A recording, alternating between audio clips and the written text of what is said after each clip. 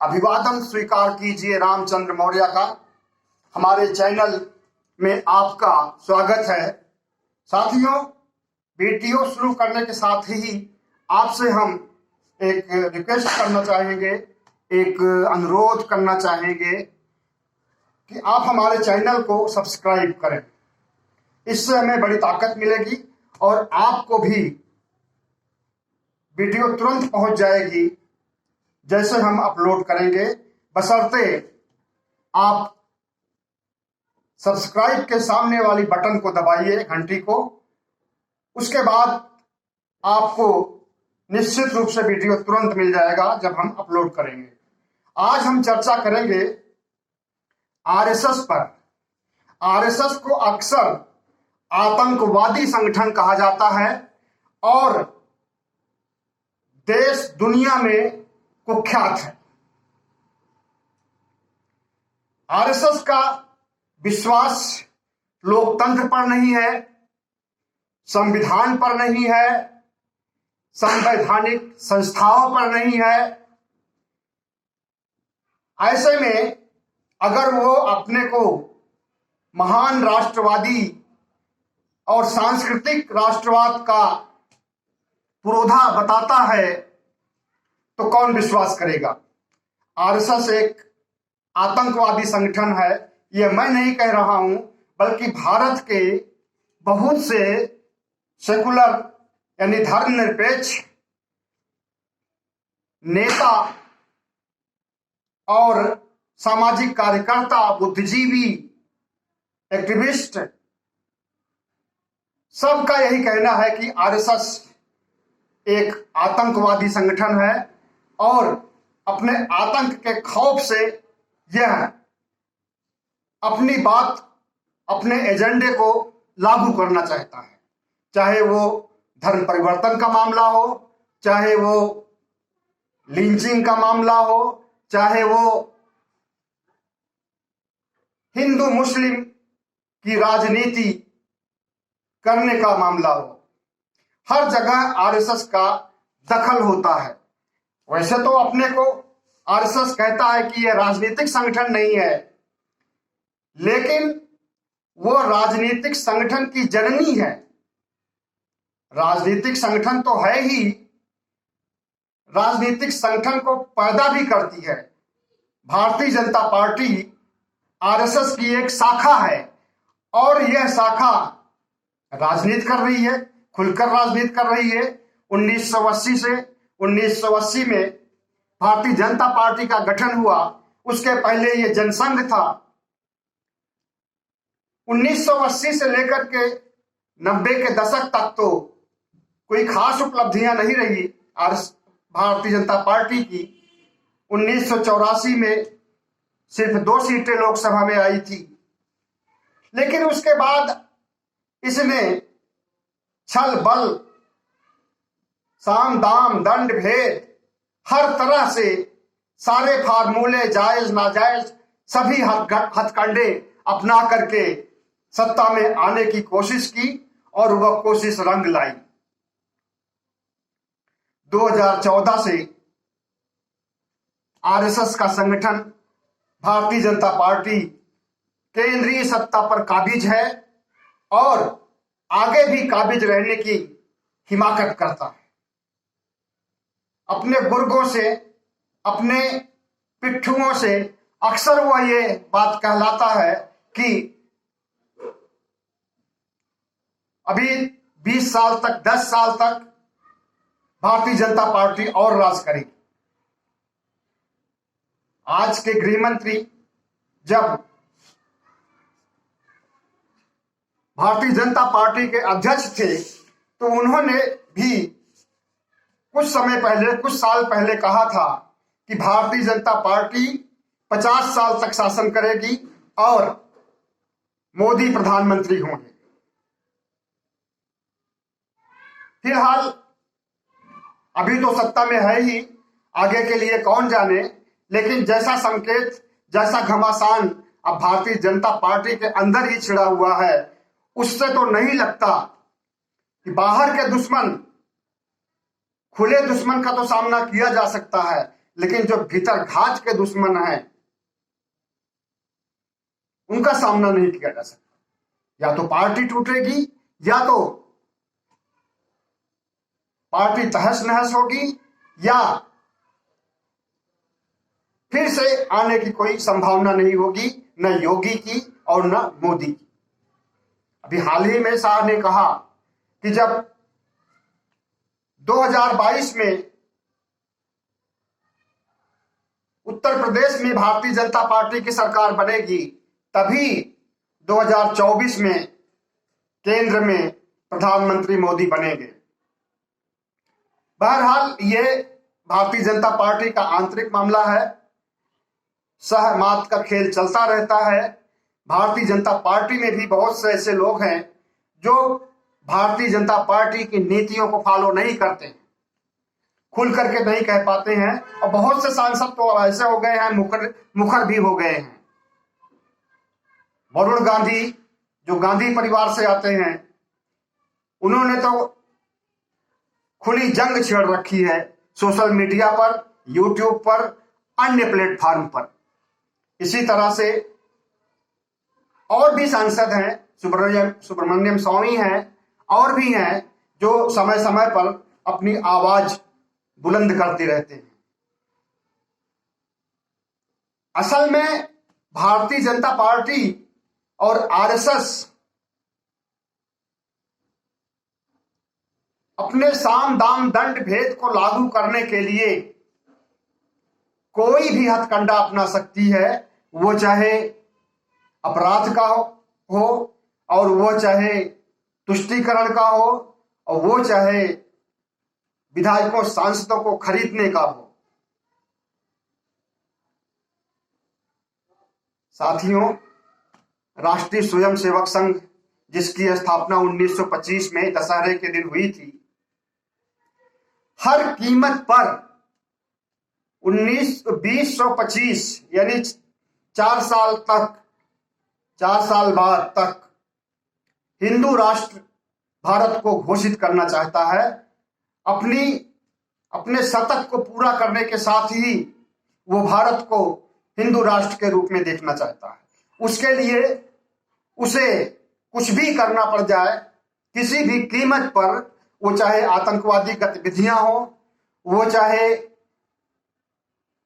लोगों को दंडित करने, लोगों को गलत धाराओं में जेल भेजने की बात हो, विपक्ष को, बुद्धिजीवियों को, सामाजिक कार्यकर्ताओं को डरवाने का मामला हो, या उन्हें जेल में ठूंस देने का मामला हो, हर कीमत पर वो 2024 तक, 2025 तक भारत को हिंदू राष्ट्र के रूप में देखना चाहती है। इसलिए वह अस्त्र शस्त्र की पूजा भी करती है। कौन सा ऐसा सामाजिक या सांस्कृतिक संगठन है जो अपने पास असीमित अस्त्र शस्त्र रखता है? भारतीय जनता पार्टी की मातृ संस्था आरएसएस छोटे छोटे बच्चों को लठ की ट्रेनिंग देती है, बंदूक की ट्रेनिंग देती है, पिस्तौल की ट्रेनिंग देती है। ऐसा तमाम सरस्वती शिशु महाविद्यालयों में देखा जा सकता है। अभी नोएडा स्थित सरस्वती शिशु मंदिर का वीडियो रिलीज हुआ था। उसमें न केवल लड़के बल्कि लड़कियां भी लठ भांजते हुए और बंदूक की ट्रेनिंग लेते हुए देखी गई। तो वो बचपन से ही संस्कार डालते हैं अपराध करने का, अपराध वृत्ति का, और वही लोग बड़े होकर के समाज में अस्थिरता कायम करते हैं, भय का माहौल कायम करते हैं, और लिंचिंग जैसे अपराध को जन्म देते हैं। भारतीय जनता पार्टी और आरएसएस ये बताए कि अगर अस्त्र शस्त्र को रखना किसी संस्था को, किसी संगठन को जरूरी है, तो बाकी संगठन क्यों न रखें? अगर कोई बाकी संगठन अस्त्र शस्त्र रखता है, उसे आतंकवादी बता करके राष्ट्रद्रोह के मुकदमा राष्ट्रद्रोह के अपराध में जेल में ठूस दिया जाता है और लंबे समय तक मुकदमा चलता है। और मुस्लिम समुदाय तो अगर एक पिस्तौल भी अपने पास रख ले और उसके पास बरामद हो जाए तो देखिए क्या हाल होता है। लेकिन वही आरएसएस खुल करके दशहरे के दिन 1925 से लेकर के अब तक हर दशहरे के दिन अस्त्र शस्त्र की पूजा करता है। मोहन भागवत अस्त्र शस्त्र का जखीरा फैला करके उस पर टीका लगाते हैं, फूल चढ़ाते हैं। अगर ये अस्त्र शस्त्र अपराध करने के लिए नहीं हैं तो किस लिए हैं? हमें जवाब चाहिए मोहन भागवत से, नरेंद्र मोदी से और पूरी भारतीय जनता पार्टी से। और अगर अस्त्र शस्त्र रखना सही है तो दूसरे संगठनों के को क्यों नहीं अलाउ किया जाता?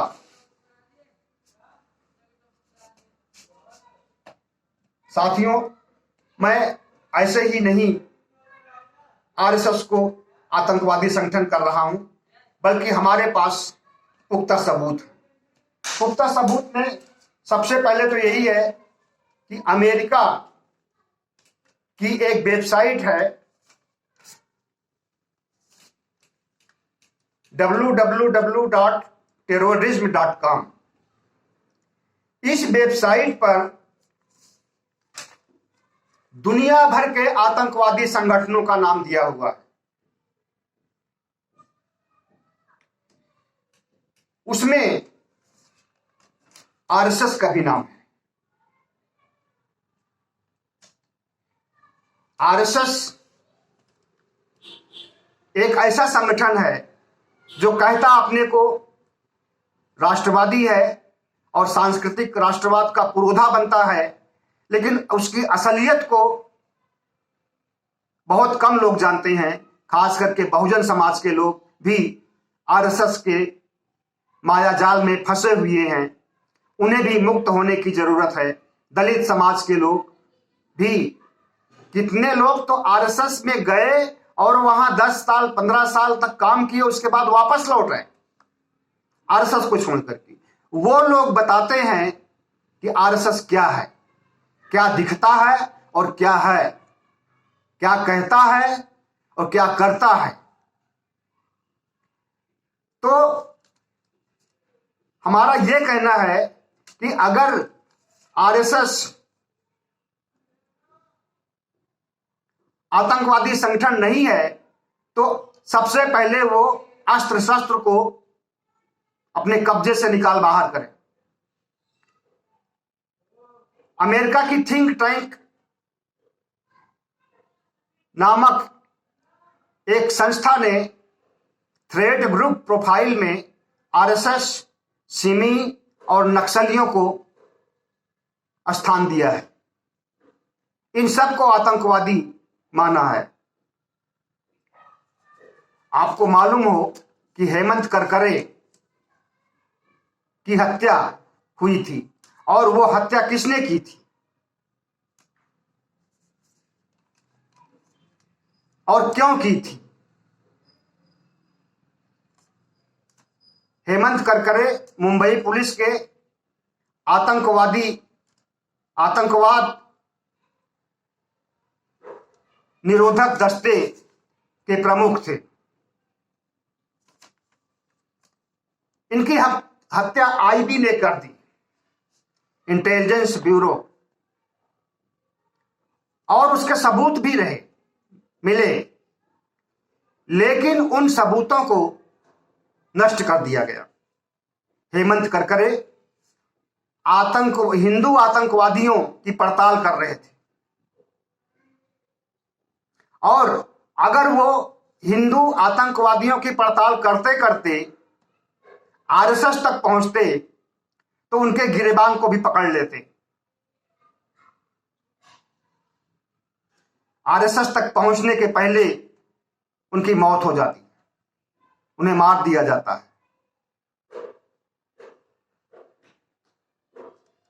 मुंबई पुलिस, महाराष्ट्र पुलिस के पूर्व आईजी एसएम मुशर्रफ कहते हैं कि आतंकवाद की 13 घटनाओं, कम से कम 13 घटनाओं में आरएसएस शामिल रहा। उसमें से एक हेमंत करकरे की हत्या का भी मामला है।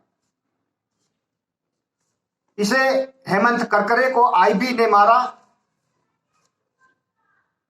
और इसके पुख्ता सबूत थे, लेकिन उन सबूतों को रफा दफा कर दिया गया और हेमंत करकरे की फाइल बंद कर दी गई।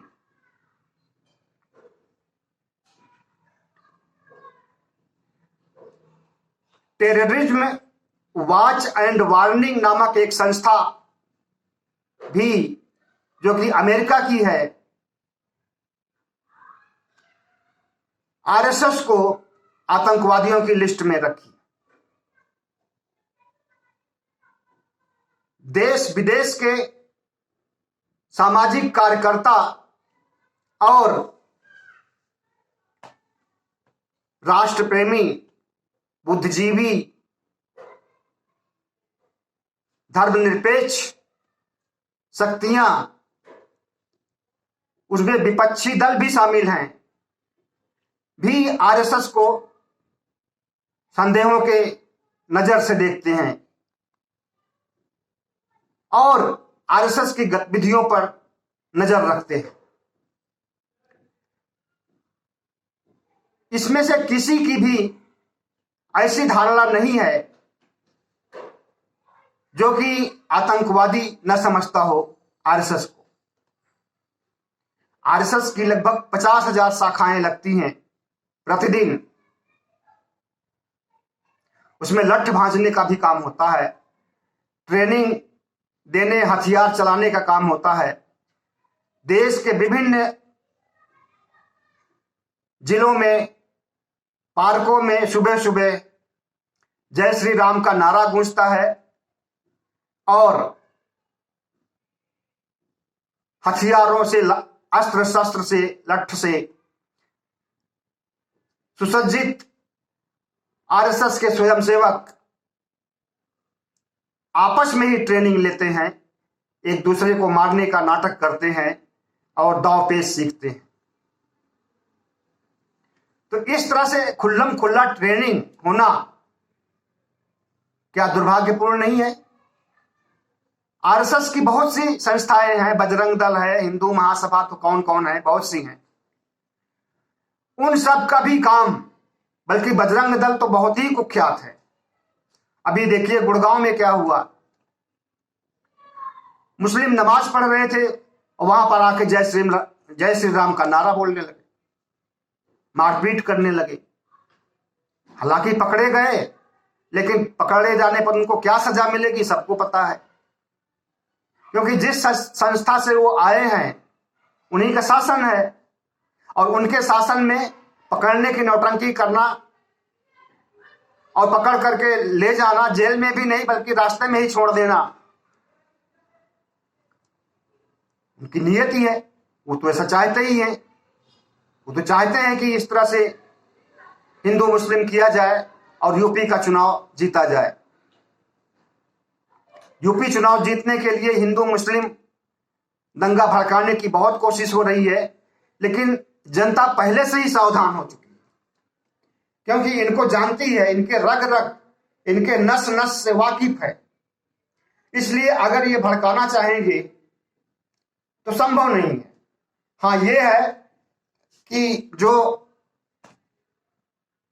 सामान्य लोग हैं, गांव के कुछ लोग उसमें से इनके बहकावे में आ सकते, लेकिन अधिकांश लोग नहीं आ सकते। महंगाई, कोरोना से हुई मौतों, बेरोजगारी का दंश प्रदेश की जनता इतना झेल रही है कि फिर से योगी को सत्ता में लाना नामुमकिन है।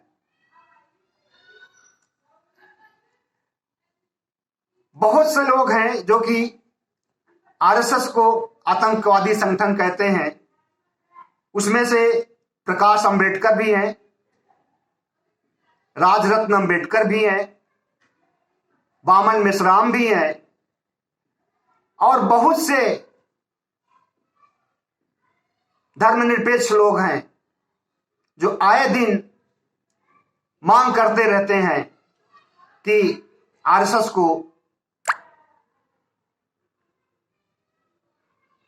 की गतिविधियों पर पाबंदी लगाई जाए और इस संस्था पर रोक लगाई जाए। इतिहास में इन पर रोक लगी भी है। खुद सरदार पटेल ने आरएसएस को बैन किया था और आरएसएस के नेताओं को जेल में ठूसा था। जो कट्टरपंथी थे और कानून को नहीं मान रहे थे, उनको जेल में भी ठूसा गया था। और उन्हीं सरदार पटेल की ये पूजा करते हैं आए दिन। वो करें, अच्छी बात है। ये तो नाथूराम गोडसे की भी पूजा करते हैं। स्वतंत्र भारत का सबसे बड़ा और सबसे पहला आतंकवादी नाथूराम गोडसे है, जो कि इनका आदर्श है, और वो भी आरएसएस का ही था। वीर सावरकर भी गांधी जी की हत्या के षड्यंत्र में शामिल थे, लेकिन उनके खिलाफ कोई पुख्ता सबूत नहीं मिल सका, इसलिए वो बरी हो गए। और उन्हीं सावरकर को ये भारत रत्न देना चाहते हैं और उन्हीं सावरकर के हिंदूवाद पर भारत को हिंदू राष्ट्र बनाना चाहते हैं। साथियों, हमारी बात बहुत से लोगों को चुभ रही होगी कि मैंने एक सांस्कृतिक संगठन को आतंकवादी कहा है, लेकिन सबूतों के साथ कहा है, दस्तावेजों के साथ कहा है, इसलिए हमें कोई डर नहीं है। हमारे चैनल को सब्सक्राइब कीजिएगा, लाइक कीजिएगा, शेयर कीजिएगा। सब्सक्राइब करने पर हमें ताकत मिलेगी, बल मिलेगा और इससे भी अच्छा काम करके हम आपको दिखाएंगे। और राजनीतिक विश्लेषण, सामाजिक, धार्मिक हर पहलुओं पर वीडियो बना करके अपनी व्यथा कथा, आपकी व्यथा कथा, पूरे देश की व्यथा कथा को आपके सामने प्रस्तुत करेंगे। बहुत बहुत धन्यवाद।